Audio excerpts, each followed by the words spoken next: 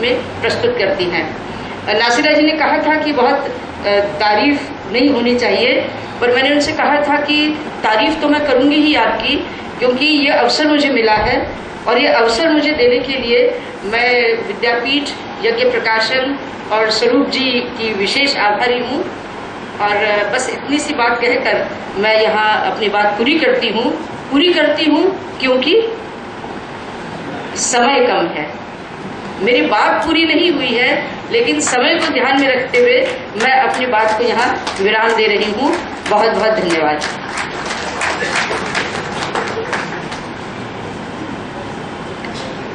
नासिरा बहन लिखती है कि मेरे जीवन पर किसी का हस्ताक्षर नहीं है। रंजना बहन को थोड़ा रंज हुआ न पहचानने का, मगर नासिरा जी उसकी डायरी पे या आज जो पुस्तक बिक्री होने वाली है उसके ऊपर हस्ताक्षर लेंगे तो खुद वो अपने हंस पड़ेगी। आभार रंजना बहन। अभी नासिरा जी प्रवचन देगी। अभी ये माइक है, वो वहाँ बैठ कर बात करेंगी और नासिरा जी का प्रवचन के बाद प्रतिभा बहन देगी, लीला बहन देगी।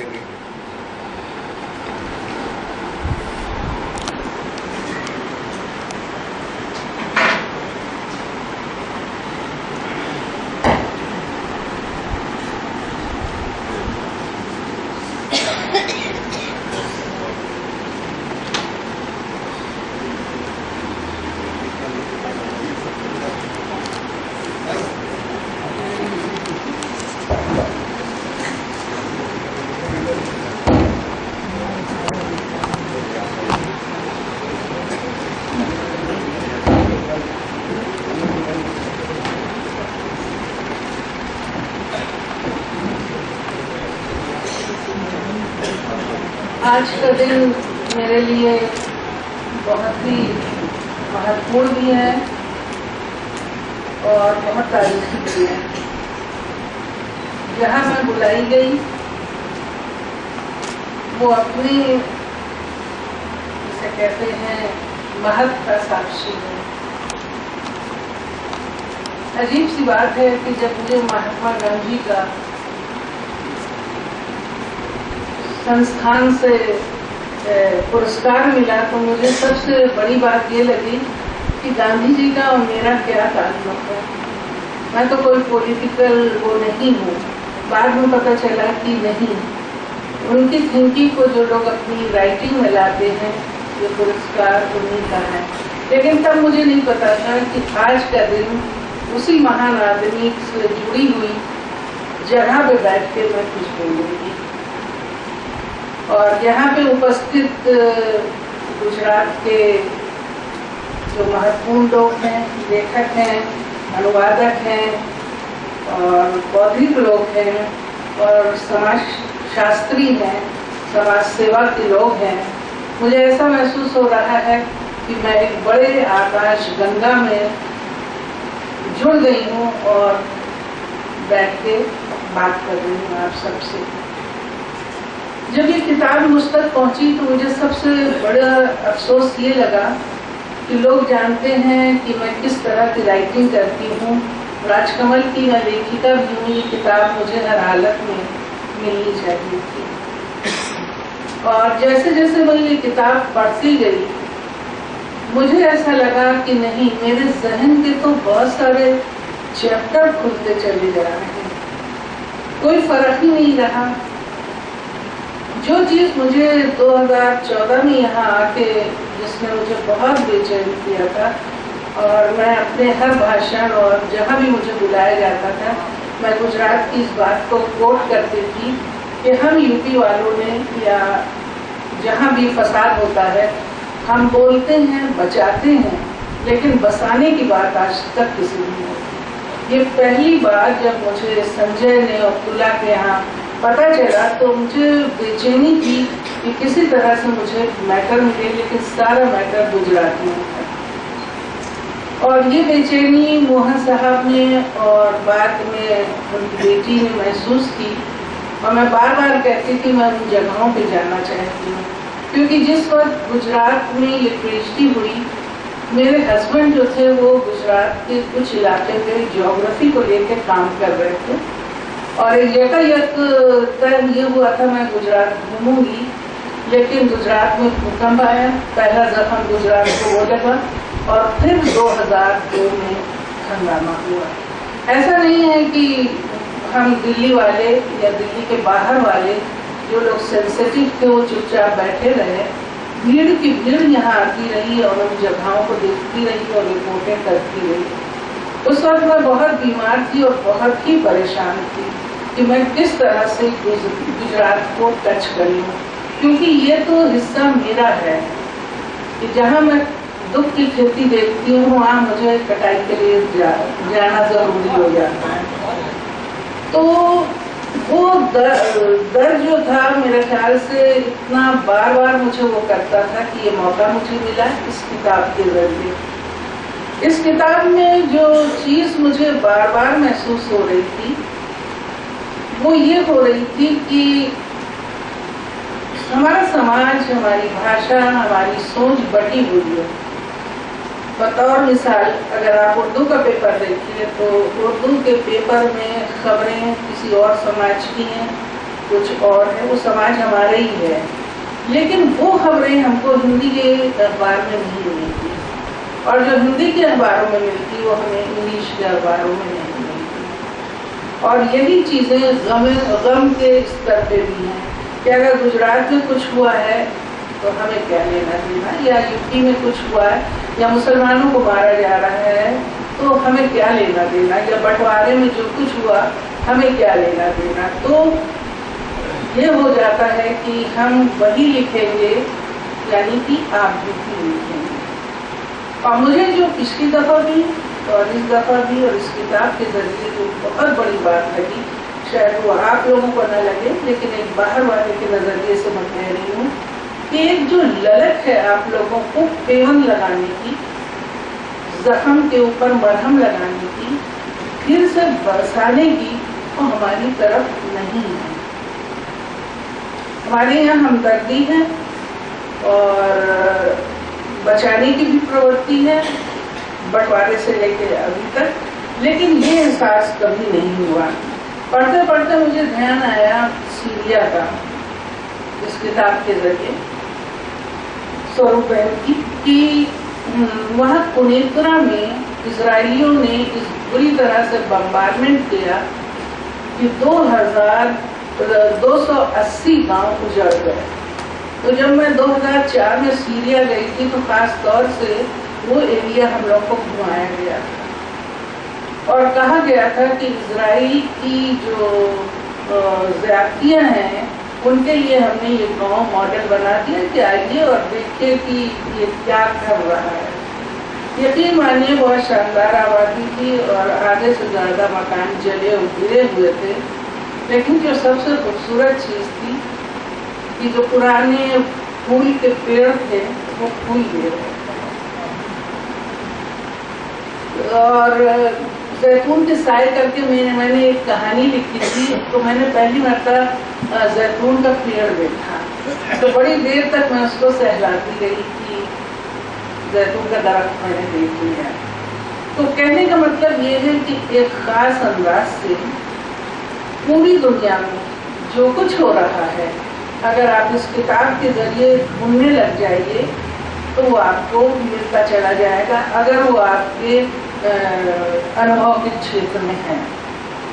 दूसरा, मुझे इस स्टेज पे जाके उम्र के और तजर्बे पे मुझे ऐसे महसूस हुआ है कि दुनिया तो बहुत बड़ी है और एक हिंदुस्तान एक बहुत ही महत्वपूर्ण देश है, लेकिन पूरा हिंदुस्तान क्या हम लोग समझते हैं? हम तो अपने उत्तर प्रदेश को नहीं समझ सकते।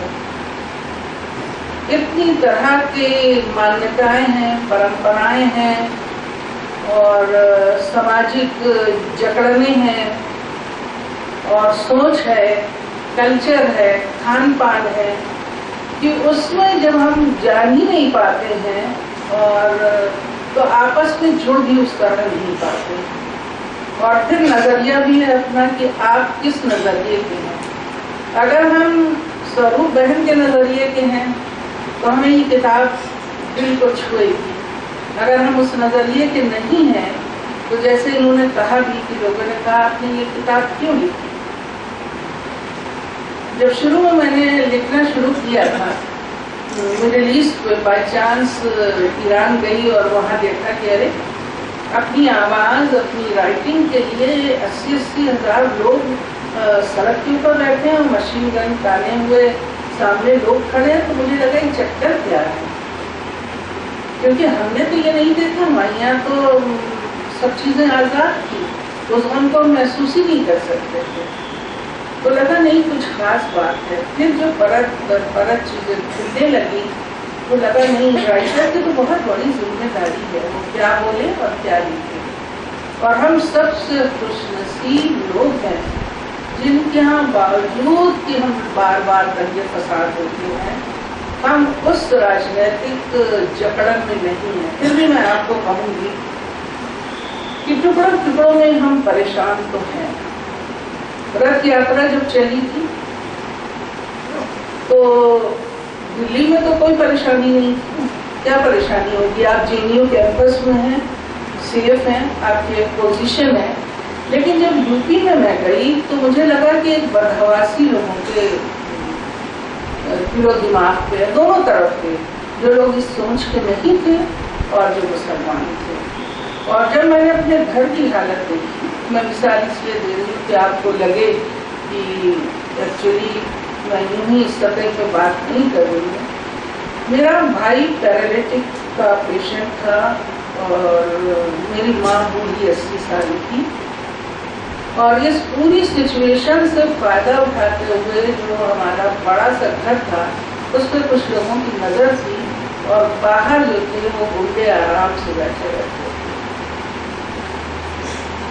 क्योंकि उनको एक तरह की इनडायरेक्टली शय मिल चुकी थी। तो वो उस खौफ को जो मैंने महसूस किया, इतनी शिद्दत से महसूस किया कि मुझे लगा कभी भी इन लोगों का मर्डर हो सकता। और मोहल्ले वाले कह भी रहे थे कि बहुत परेशानी, आप इनको ले जाइए। और जब मैं लेके आई उसके बाद कुछ दिनों बाद मैंने बसाने की कोशिश की कि वो मकान में वो हों, तो यकीन कीजिए हम लोग को, और ख़ासकर मुझे बहुत मारा था लोगों की छड़ से। मेरे ही शहर के गुंडों ने हम लोगों का सामान बाहर फेंका उस मकान से, हम लोगों को मारा पीटा। और तो जब इस किताब से मैं निकल रही थी तो ऐसा नहीं है कि वो दर्द मेरा जाना पहचाना नहीं था, या मैं सिर्फ दूसरों के दर्द में फाया रखने का या इंटेलेक्चुअल बनने का मुझे शौक था। वो एहसास बड़ा अजीब होता है कि आपको उस मोहल्ले में न कोई बचाने आया और न दोबारा बुलाने आया। उसकी वजह थी कि गुंडों ने और पुलिस ने सभी घरों के दरवाजे बाहर से बंद करके कुंडी लगा दी। और ये सब, और जिस वक्त ये हिंदी प्रशासन यूपी ने मुझे महात्मा गांधी इनाम दिया तो मुझे लगा कि मुझे नहीं लेना चाहिए। मैं क्यों लूँ? क्योंकि उस वक्त यादव की बोमिंग थी और ये सारा जो था पुलिस में यादव आ गए थे और सब चीज़ें एक अजीब अंदाज से हो रही थी।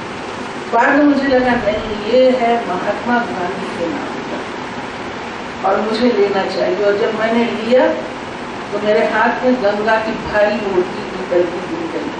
और जब सारे लोग अपने पुरस्कार लौटा रहे थे तो मेरी हिम्मत नहीं थी कि मैं गांधी का और वो गंगा की मूर्ति लौटा दूं, क्योंकि वो मेरा पूरे वजूद और मेरे मुल्क का एक बहुत बड़ी सोच का ये आधारशिला थी। मैं कुछ और बातें भी कहूँगी कि हम लोगों को बहुत मौका है लिखने का और कोई नहीं रोकता है, और मुझे इसकी परवाह भी नहीं है कि हिंदी आलोचकों ने, जो सीनियर आलोचक हैं, और ये बात बार बार ये सुन के कहती भी नहीं, और बहुत लोग कहते रहे कि आपका नाम क्यों नहीं है, आपका नाम, और मुझे पता मेरा नाम कहाँ कहाँ से काटा जाता है। देखिए, दो तरह की यातनाएं लेखकों को दी जाती हैं। एक यातना ये होती है जो मिडिल ईस्ट में दी जाती है कि आप गोली से भून दिए जाते हैं, आपको जिलावतनी होती है या आपको सड़ा दिया जाता है जेल में। भारतवर्ष जैसे मुल्क में खुली आज़ादी इस तरह की होती है कि हर इनाम से आपका नाम हटा दिया जाए हर विदेश यात्रा कम कर दी जाए और आपको इस तरह घृणा और कुछ नज़रों से देखा जाए कि आप दम तोड़ दें और सरेंडर कर जाएं। और जो लोग सरेंडर नहीं करते हैं तो नहीं करते हैं, क्योंकि सरेंडर करके भी मरेंगे और नहीं करेंगे तो मरना तो बाबा आपका चॉइस है कि आप क्या चीज़ पसंद करें। मुझे जो फर्क लगता है दोनों जगह पे वो है कि आप लोग 2002 को लेके, तो देखिए हमारे वक्त की हकीकत तो 2002 ही है, उससे पहले क्या हुआ, उससे पहले क्या हुआ, उसके डिटेल में हम नहीं जाएंगे। लेकिन 2002 को लेके आप लोग जितना संजीदा हैं और जितनी गहराई से आप उसका विश्लेषण करते हैं और उसको ठीक करने की कोशिश करते हैं, वो पता नहीं क्यों मुझे अपने यहाँ महसूस नहीं होता है, जबकि ज़रूरत से ज़्यादा हमारे यहाँ फसाद हुए हैं, शायद गुजरात से बहुत ज़्यादा। लेकिन इस तरह का कुछ वो नहीं है, बहुत कम लोगों ने इन सारी चीज़ों को उठाया भी, इस पर लिखा भी। लेकिन हाँ, सेमिनार और गोष्ठियाँ लगातार होती रही हैं। लेकिन अगर ऐसे नॉवेल हो जैसे बेदखल नॉवेल है या फना है, उन लोगों को इनाम भी नहीं दिया जाता है और ना फोकस किया जाता है। देखिए ये जो पूरा मिडिल ईस्ट है, इसको कोई भी कुछ कहे, लेकिन ये बहुत बड़े पैमाने पे हमारे मजदूरों को ले जाता है, हमारी बेकारी को बांटता है, उनके रहन हुए जो खेत हैं, उनकी माँ की आंखें जो मोतियाबिंद से खराब हो रही हैं, उनका इलाज हो जाता है, चाहे वो 5 साल हो या 10 साल हो। और उनको बहुत कम मजदूरी मिलती है, लेकिन हमारे पैसे की वक़्त इतनी कम है कि वो डबल हो जाता है। जिन लोगों ने नए नए नोट मशीन से निकले हुए नहीं देखे हों, सिर्फ खेती और किसी तरह का थोड़ा बहुत वो होता है, उनके लिए 1000, 2000, 3000, 4000 बहुत बहुत बड़ी बात है। उस मिडिल ईस्ट को पिछली जो सब कुछ हमारे यहाँ था सेटअप, पंडित नेहरू का, इंदिरा गांधी का और बाकी लोगों का विदेश जो हमारी नीति थी, वो इतनी अच्छी थी कि वो हमारे पड़ोसी देश कहलाते थे, अब वो मुस्लिम देश कहलाने लगे। और बिना ये सोचे समझे हम, और मैंने भी क्रिटिसाइज किया, मैं अपने को भी मुजरिम समझती हूँ क्योंकि मेरी नॉलेज कम थी और मैंने हमेशा मिडिल ईस्ट वालों को देखा कि ये अय्याश है। ये तो इस तरह का प्रोपेगेंडा है, अय्याश तो हमारे यहाँ भी एक से एक है, हमारे खानदान में बहुत तरफ लोग दूसरे, आप उनका क्या कीजिएगा, ये तो इंसान है, हर तरह के इंसान है। तो उसमें ये जो है, आप वहाँ के लेखकों की दुर्दशा देखिए। मेरे एक श्रृंखला आ रही है 6 खंडों की, उसमें मेरा दिल रो दिया है। शायद दुनिया की जो सबसे इस पर प्रताड़ित कौम है वो है लेखक, कलमकार, पूरी दुनिया में। आप छोड़ दीजिए मुट्ठी भर लोगों को जिनको बहुत बड़ी रकम मिल गई, इनाम मिल गया, उन लोगों की छोड़ दीजिए, लेकिन जिनकी किताबें नहीं छपती, जिनका एक शब्द सरकार को पसंद नहीं है, तो उनको कैसे हैंग किया जाता है, प्रताड़ित किया जाता है। और वो सिलसिला आज भी ईरान में है। बहुत लोगों को ईरान बुलाया जाता है और वो वहाँ से आके बहुत ही मजाक वाले टोन में लिखते हैं कि हम तो समझे तो वहाँ जी नहीं पाएंगे, नासरा शर्मा की राइटिंग में ऐसा था। लेकिन वहाँ तो हमारी बड़ी दावत हुई, ये हुई। मैंने कहा कॉमन आदमी से मिले, बातचीत हुई, बोले नहीं। हमने कहा राइटर से मिले, कुछ बातचीत हुई, किसी इंटेलेक्चुअल से नहीं। तो भाई तुम खाना खाने गए थे और घूमने गए थे तो ठीक है, तुम्हारा ये तजर्बा था, मेरा वो तजर्बा नहीं रहा।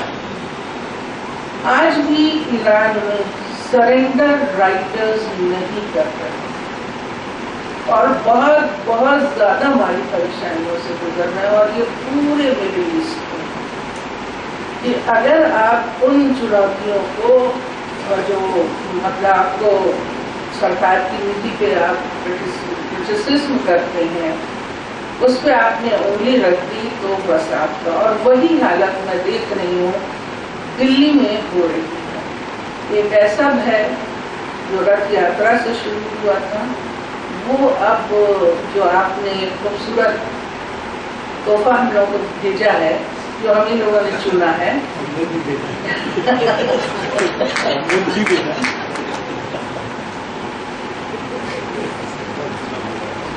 वो तो खामोश रहते हैं, लेकिन बाकी लोग इतना ज्यादा खुल के बोलते हैं।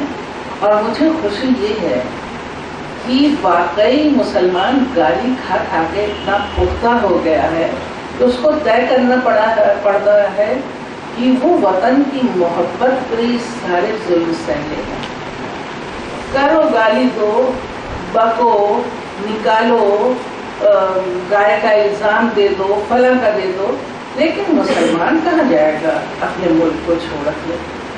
उसका बहुत बड़ा कंट्रीब्यूशन है। जैसे मैं देख रही थी इस किताब में, और बहुत ही खूबसूरत वो पोर्शन मुझे लगा कि जब खेती शुरू हुई उजड़े हुए इलाके में, तो हिंदू भाई गए मुसलमान लोहारों को बुलाने की, चलिए आप हमारे औजार बनाइए, हमें खेती करना है। जिंदगी की हकीकत जो है ये ताना बाना है हमारा।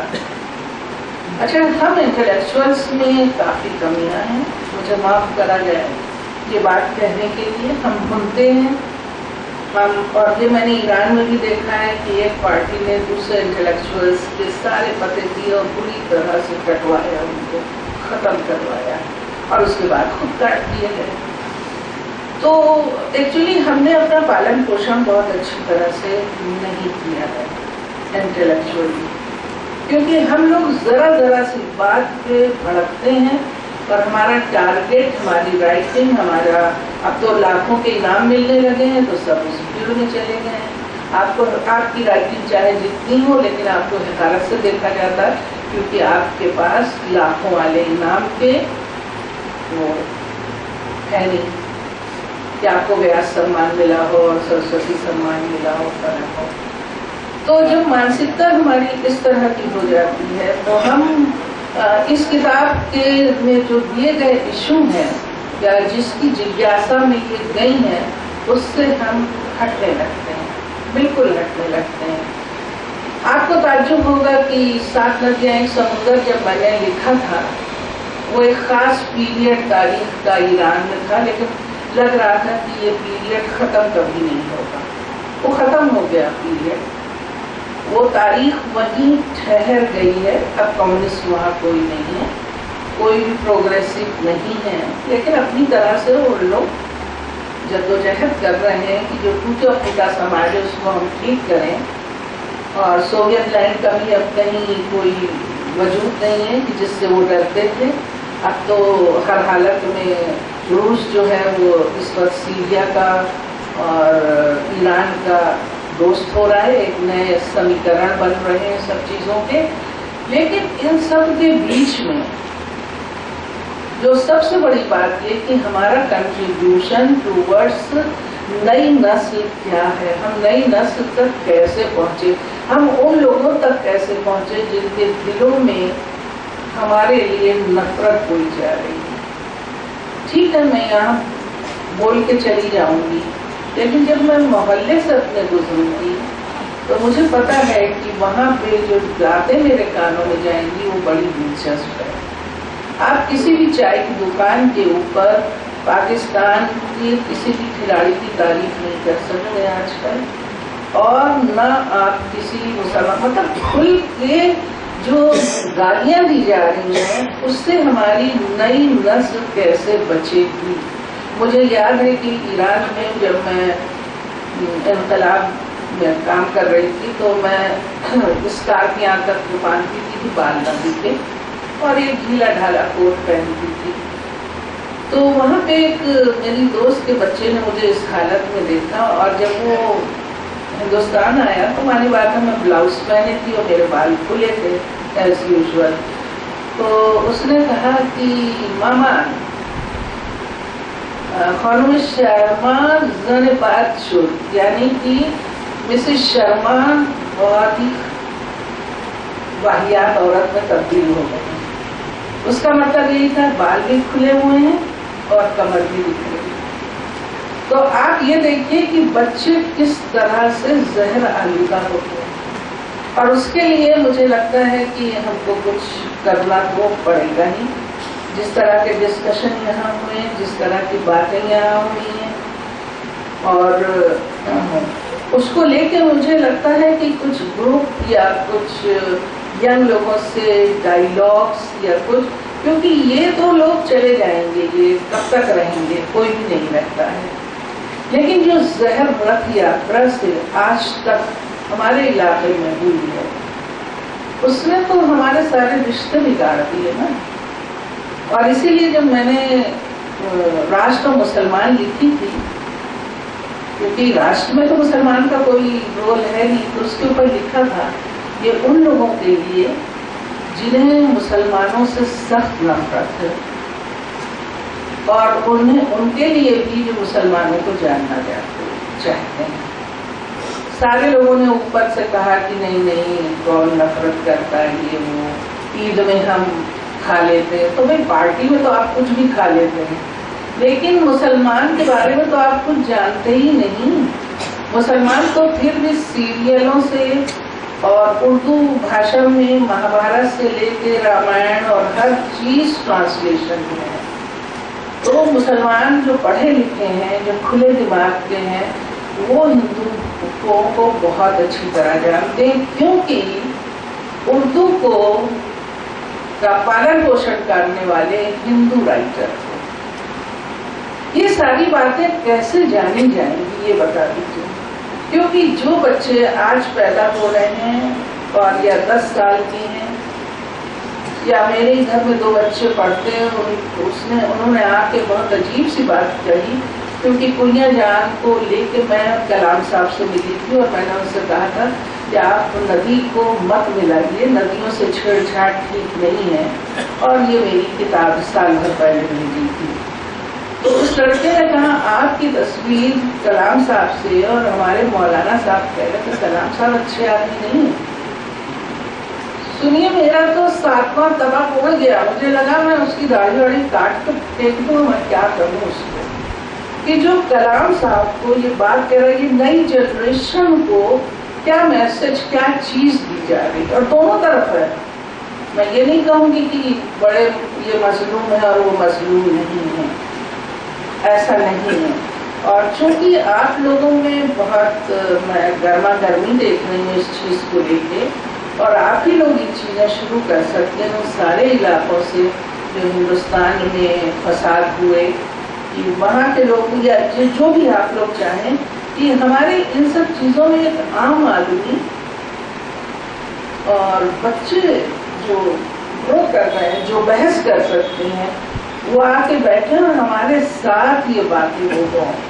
नहीं तो यकीन कीजिए कि हम खुद ही लिखेंगे, खुद ही पढ़ेंगे और ये सब होगा। और ये भी मैं आपको बता दूं कि मोहन जी की कृपा से मेरी किताब आई, ये कुछ अंश आए, उससे पहले मेहता जी ने उसको बहुत हाईलाइट किया।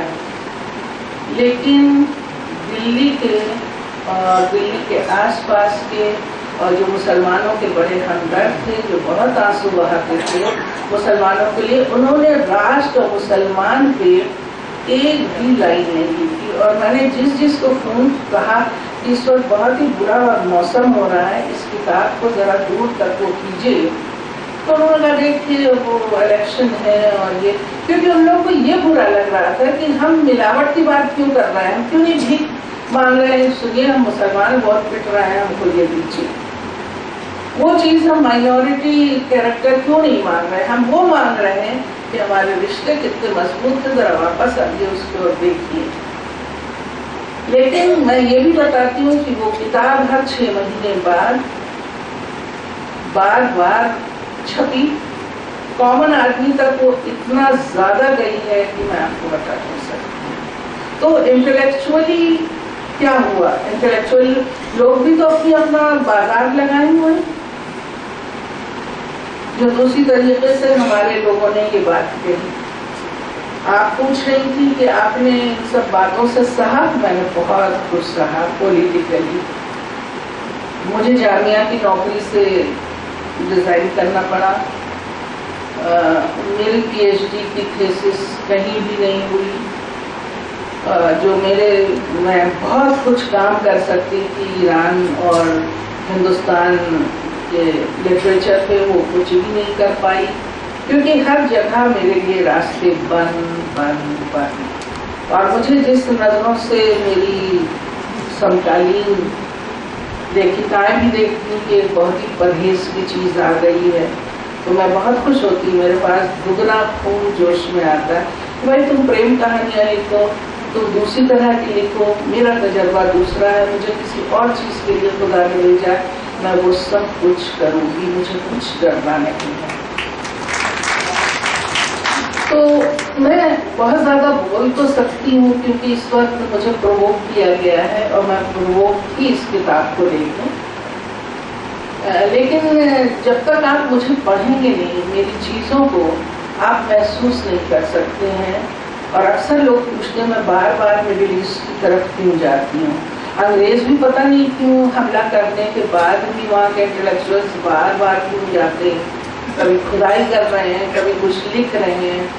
सद्दाम को बचाने के लिए अमेरिका में कितने बड़े बड़े जुलूस निकले, कितना ज़्यादा क्रिटिसाइज किया गया कि उस बेबीलोन को वो बर्बाद न कीजिए, लेकिन हमारे हिंदुस्तान के किसी भी इंटेलेक्चुअल्स के कान में क्यों नहीं रही, जबकि सद्दाम ने हमेशा हम लोगों का साथ दिया।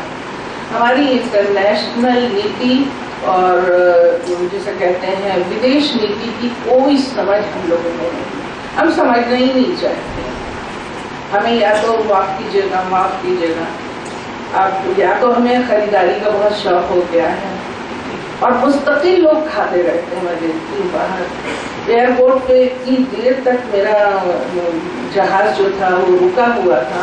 एक तरफ हमारे यहाँ भुखमरी है, दूसरी तरफ जो है लोग परेशान हो रहे हैं, दाल की महंगाई से परेशान, और एक तरफ आदमी 500, 600 और कई हज़ार के खाने खाए चला जा रहा है। ये क्या है? ये बहुत बड़ा टॉर्चर नहीं है, ये बहुत बड़ा जुर्म नहीं है। ये समझ हम कैसे लाएं लोगों में, ये मत कीजिए। घर का खाना कोई नहीं खाता। मैं बड़ी मामूली बातें बता रही हूँ, लेकिन है ये जिंदगी की हकीकत जिससे हम अपना समाज बदल सकते हैं। और ये फसाद देखिए ना, मेरे अंदर डर है, मेरे दिमाग में डर है, क्योंकि मैंने कई मुल्कों को बर्बाद होते भी देखा है और वहाँ के इंटेलेक्चुअल्स की तबाही भी देखी है। और इस वक्त हमारे समझदार इंटेलेक्चुअल्स किसी न किसी इनडायरेक्टली पहुँच चुके हैं वहाँ तक, क्योंकि उन्हें फैसिलिटीज चाहिए। और चूँकि हम सब लोग आज़ाद हैं तो हम एक दूसरे को कुछ कह नहीं सकते हैं। मैं आपको सिर्फ एक वो बताना चाहती हूँ कि बहुत ही मुश्किल से इजाज़त मिलती है राइटर्स को बाहर आने की, क्योंकि ईरान गवर्नमेंट को लगता है ना कि ये जाएंगे और प्रोपेगेंडा करेंगे तो नहीं जाना, और जाएंगे तो लौटेंगे नहीं। तो पास के उसमें किसी मुल्क में एक पूरा ग्रुप राइटर्स का जो था उसको जाना था, सेमिनार में इजाज़त मिल गई थी। तो एकदम से इन लोगों ने देखा, नींद में आ गए थे और चारों तरफ बाग बड़े खूबसूरत थे फलों के, और बाहर का मौसम था, तो कुछ गुनूदगी का आलम इन लोगों का तारी हो गया। ये कहते हैं हम घूम गए, और एकदम से देखा तो मालूम हुआ कि इनकी पूरी बस एक बहुत गहरे खड्ड में डाल दी पास ले जाई गई थी, और ड्राइवर उतर के पीछे से धक्का देके इन लोगों को गिराने वाला। और उस पर इन लोगों ने कैसे बैलेंस किया, आगे के सीटों को छोड़ के पीछे की तरफ आए। और उसके बाद जब इन लोगों ने FIR लिखवाना चाहा तो कहा गया कि अगर तुम लोगों ने FIR लिखवाई तो यहाँ से बच के नहीं निकल सकते। ये वहाँ की कोतवाली की बात बता रही हूँ। खैर हम लोग चुपचाप आ गए। तो इस स्थिति में जब वो लिखना नहीं छोड़ रहे हैं तो हम लोग क्यों इतना अपने को वो करते हैं? हम लोगों में बहुत बड़ी ताकत है, लेकिन हम टुकड़ों में, हम बहुत ज्यादा टुकड़ों में बढ़ चुके हैं। मुझे इतनी सांस घुटती महसूस होती है जब अपने साथियों में बैठते हैं और लोग शर्मा से, बेतकल्लुफ होकर जिस तरह से हकारत से बात करते हैं, मुझे लगता है कि मुझे बुरा बिल्कुल नहीं लग रहा है। ये अपने को व्यक्त कर रहे हैं, लेकिन आखिर ये कब तक होगा? एक तरफ हो रहा है कि आप विकास करेंगे, विकास की दौड़ में, या तो मैं ये समझूं कि विकास में शरीक सिर्फ हिंदू होंगे, बाकी लोगों को हटाओ, बाकी लोगों को जल्दी से जमीन साफ करो ताकि हम विकसित हो सकें, सिर्फ एक। तो ये सारी चीजें जो हैं, जो इस वक्त बोल रहा है, पता नहीं आप लोग दिल्ली के टेलीविजन देख रहे हैं या नहीं देख रहे हैं, वहाँ पे जो गुफ्तगू जिस बेतकल्लुफी से हो रही है और जो बच्चे देख रहे हैं, मैं उससे आतंकित हूँ, बहुत ज्यादा आतंकित हूँ। आप जेएनयू में देख लीजिए कि क्या हो रहा है।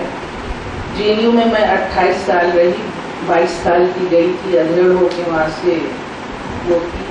आज जो मैं इतना खुल के बोल लेती हूँ या कुछ कह लेती हूँ या मुझे कुछ फर्क नहीं पड़ता किसी चीज से, वहाँ की ट्रेनिंग थी, वहाँ का खुलापन था, एक तजर्बा था।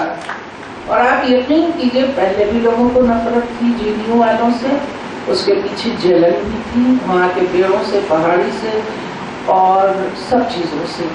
और आज तो हर जगह सत्ता में लोग बिठाले जा रहे हैं, तो कोई बात नहीं, आप आइए, अगर आप मुल्क की सेवा कर रहे हैं तो हमें क्या फर्क पड़ता है? कुछ फर्क नहीं पड़ता है। हम भी चाहते हैं कि हमारा देश आगे बढ़े, लेकिन जिस तरह से, और बहुत दिलचस्प मैं आपको बताऊं एक खबर कि कन्हैया तो अंदर ही है, उसके बाद उमर और एक और लड़का है, चटर्जी बनर्जी कोई है, तो उनसे जब पुलिस वालों ने सवाल जवाब किए तो उन्होंने कहना शुरू किया कि हम गरीबों के लिए करते हैं, ये करते हैं, और फिर उन्होंने जो आइडियोलॉजी की लैंग्वेजेस भी यूज की होंगी। पुलिस वाले कर गए कि क्या बोल रहे हैं, हमारे सवाल नहीं, क्योंकि आप जो बुलाना चाह रहे हैं, या आप सीधे कहिए कि भाई हम खड़े करके तुम लोग को मरवा देते हैं, जैसे रेवोल्यूशन के शुरू में ईरान में हुआ, अभी सीरिया में बहुत कुछ हो रहा है, अफगानिस्तान में क्लस्टर बम गिराए गए। इतना गरीब, 37 दुनिया के गरीब मुल्कों में अफगानिस्तान है। अफगानिस्तान का हुस्न देखिए, इन लोगों ने बमबारी से खराब किया। वहाँ के एक राइटर ने जब ये बात कही मुझसे कि मैं कम्युनिस्ट हूँ और मैंने आइडियोलॉजी से अपने मुल्क को देखा, लेकिन जब मुल्क को देखा तो मुझे लगा मैंने तो अपने मुल्क को पहचाना ही नहीं, मेरी कलम टूट गई। और मैं तब से अनुवाद कर रहा हूँ, सिर्फ अनुवाद। यकीन कीजिए, बिना किसी वजह के मेरे आँख से आंसू अपने आप गिर गए कि हम लोग बहुत खुश नसीब हैं हम लोगों के आगे कि कम से कम थोड़ा बहुत जैसा भी है हम अपने मुल्क को पहचानते हैं। लेकिन जो हवा बह रही है वो एक तरफा हवा बह रही है, और वो हमारी सारी संस्कृति, हमारी सारी चीजें, उन सबको खत्म कर रही है। और ये एक बहुत बड़ा चैलेंज है, और मुझे लगता है ये किताब मुफ्त भी पढ़नी चाहिए थी। राजकमल ने बेची जरूर होगी, मुझे नहीं पता क्या हिसाब यहाँ आया या क्या नहीं आया, लेकिन ये क्यों नहीं डिस्कस हुई हिंदी में? जब हिंदी की रिपोर्टें आई थी तो दो तरफा हो रहा था, गुजरात का कुछ हुआ नहीं, जिन लोग हंगामा कर रहे हैं। भाई ये तो सबूत है ना, हिंदू राइटर के हाथों से ये सारा वो हुआ है, जो इंसानियत को देख रहा है, ना कि हिंदू मुसलमानों को। तो मैं अपनी बात खत्म करना चाहूँगी, तो मैं भी डिरेल हो जाऊँगी। और मैं सिर्फ ये कहना चाहती हूँ कि लाख मेरे ऊपर कोई इल्ज़ाम दे कि मैं CIA हूँ और फला एजेंट हूँ, जिनकी समझ नहीं है वो उन्होंने मेरे ऊपर बहुत इल्ज़ाम लगाया। लेकिन आज वक्त है इंटरनेशनल पॉलिटिक्स को समझने का, नहीं तो वो वक्त दूर नहीं है। अमेरिका के लिए हमने इतना खुला दरवाज़ा कभी नहीं खोला था जो खुल गया है। दूसरे ये है कि अमेरिका की अगर रिपोर्टें आप पढ़िए तो वहाँ पे नस्लवाद इतना ज़्यादा है कि हिंदुस्तानी यहाँ भी भाग के नहीं आ सकते हैं बेकारी से, वहाँ आराम से रहते हैं। कभी कभी जूते खा जाते हैं, कभी कभी कोई बोतल उनका सर फोड़ देती, कभी कभी पुलिस उनको अंदर ले जाती है। वो सब कुछ झेलने के बाद वो वहीं रहना पसंद करते हैं, यहाँ नहीं आते। लंदन में जितने हिंदुस्तानी हैं वो कहते हैं कि नहीं, हिंदुस्तान याद आता है लेकिन हम जाएंगे वहाँ जीने की कोई वो नहीं है। और हमको मज़ा मिल गया है कि किस तरह से हम यहाँ हिफाजत में हैं। ईरानी इंटेलेक्चुअल्स भी यही कहते थे कि पेरिस में दिल नहीं लगता है, और ये जिला वतनी अगर काश हिंदुस्तान में हम जीते तो कितना अच्छा होता, लेकिन वहाँ हमारी सिक्योरिटी की कोई गारंटी नहीं। तो ये सारी चीज़ें जब आप देखते हैं तो आपका दिमाग खुलता है और आपको लगता है कि अगला स्टेप अब क्या हो। जैसे आपने कहा कि वो इंटरेस्टिंग होगा, लेकिन इंटरेस्टिंग से ज़्यादा मुझे लगता है हमारी जिम्मेदारी आने वाली नस्ल को समेटने की है, वरना वो उस ईरानी बच्चे की तरह वही ज़बान बोलेगा जो प्रोपेगेंडा में बोली जाए। धन्यवाद।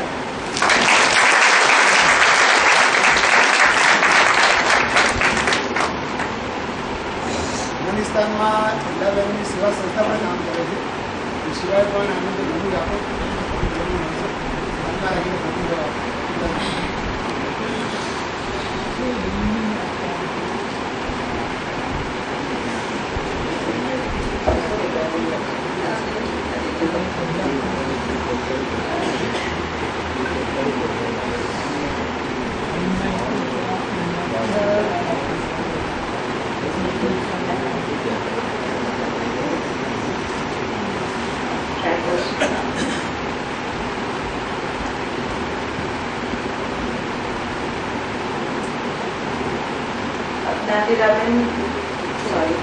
नासिराबेन का हमने सुना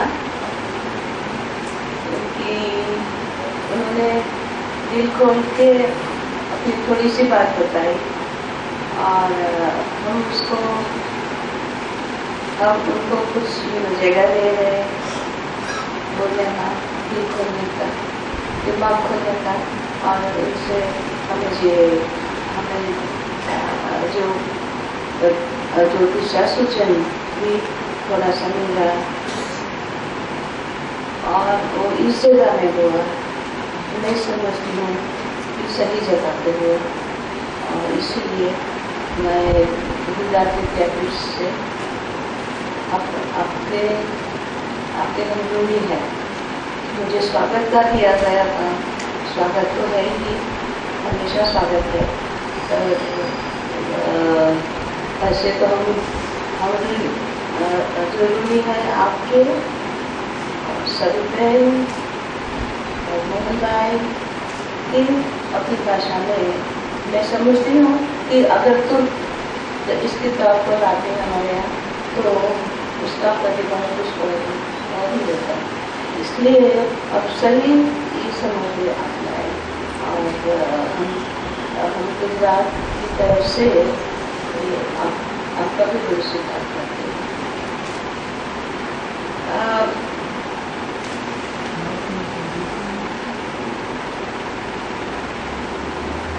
मैं कोई प्रतिभाव देने के लिए यहाँ नहीं बोल रही हूँ, पर मुझे हम हमेशा मिश्रा जी का भजन गाते हैं तो तब बोलते हैं कि जो पीठ पर आई जाने। मैं समझती हूँ कि उसी में सारी मानवता का पूरा समझ उसी में है। और इसलिए मैं प्रतिभाव के रूप में मैं ये कहूँगी कि जो पीड़ा हुई और पीड़ा को वाचा दी गई, ये एक बहुत बड़ी जिम्मेदारी है। जिम्मेदारी भी है, पर इससे ज़्यादा वो हमारे फर्ज है कि जो पीड़ा जो दी गई, जिसने दी और जिसने सहन किया, वो सब बातें हमारे इतिहास का भाग है और वो उसी को किसी भी स्वरूप में लिखा गया और वो हमें वो एक काम जो ज़्यादा होता नहीं है। मैं तो चाहूँगी कि जिसने पीड़ा दी है उनका भी दिल कभी खुले और वो अपनी नेकी से वो अपनी बात भी कुछ लिखे, तो भी इससे भी हमें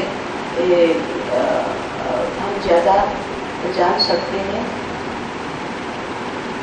तो जो ये पीड़ा बनाई जाने रही, तो जानने का तो मिला, और फिर जानने के बाद क्या? अभी तक का हमें ऐसा नहीं लगता कि इस प्रकार के जो हिंसा वो कम होगी या ऐसे बना और नहीं बनाओगे। हम कोई सुधरने के रास्ते पे है ऐसा तो अभी नहीं लगता। आशा जरूर रखते हैं, और आशा क्यों रखते हैं वो भी मैं आपको कहना चाहूँगी। पर लेकिन आशा का अंसार जो आपने लिखा है, ऐसा अंसार आ रहा है, पर लेकिन आशा को हमें छोड़ना नहीं है, पर लेकिन आशा हम कैसे बनाए, ये हमारे सामने एक कर्तव्य है। वो कर्तव्य का जो काम है वो हम चूक जाते हैं, हम नहीं करते हैं। और भी ज़्यादा तो हम पढ़े लिखे लोग बहुत होशियार हैं, तो बोलने में तो इधर उधर सब है, पर लेकिन जो मूल में जो काम जो करना है वो हम नहीं कर रहे हैं। तो ये हमारे सामने एक बहुत बड़ा कर्तव्य हमारे सामने खड़ा है। और इसमें भी खास करके जो कौमी पीड़ा है वो सारे जगत को पीड़ा दे रही है। इसका भी कोई जवाब हम समझते हैं। हर एक को भगवान ने कॉन्शियस तो दिया है, अंतःकरण तो दिया है। किसी के पास कुछ पढ़ने का कोई जरूरत नहीं मानती। अगर ढूंढ के अंदर से देखे या सोचे तो हर चीज का जवाब अंदर है। जो कोई बुरा काम करता है उसे मालूम है कि वो बुरा काम कर रहा है, ऐसा नहीं कि नहीं। पर क्या हमारा क्यों ऐसे होता है? तो ये हमारी एक सामाजिक जो जिम्मेदारी, ये सामाजिक जिम्मेदारी कुछ रूप से लेखक लोग, साहित्यकार और रिसर्च एनालिस्ट वाले कुछ हिस्टोरियन वो कर रहे हैं। पर लेकिन इससे ज़्यादा जो रचनात्मक काम, रोज काम, हर दिन को जो काम करना है, हमारे परिवार में जो काम करना है, खुद को करना है, वो शायद होता है कि नहीं, अभी देखना। आपने बताया कि ये सारा विकास का जो परिणाम है उसके साथ उसका और ताल्लुक है ही, उसके बारे में भी क्या। पर लेकिन मैं और ज़्यादा नहीं कहना चाहती, पर लेकिन मेरे खुद के अनुभव में हमने भी देखे, मैंने अपनी जिंदगी में 3 ऐसे कौमी हिंसा देखी है, और तीनों में तो पहले में नहीं, लेकिन पिछले वाले 2 में तो मैंने एक्टिवली काम भी किया है, हमारे संगठन सेवा में भी किया है, सेवा करा, सेवागी मेंबरशिप में हमारे 1/3 जो है वो सब मेंबर्स हमारे जो है वो है मुसलमान, और वही सब जो घर घर में जो उत्पादन कर रहे हैं होम बेस्ड सर्विसेज, वो सब खास करके वही बहन है। इसलिए काफ़ी तो ऐसा हुआ था कि जब ये कॉफी कमीशन का 2000 में हुआ, तो तब वाजपेयी जी ने जब एयरपोर्ट पे अहमदाबाद एयरपोर्ट पे जाते समय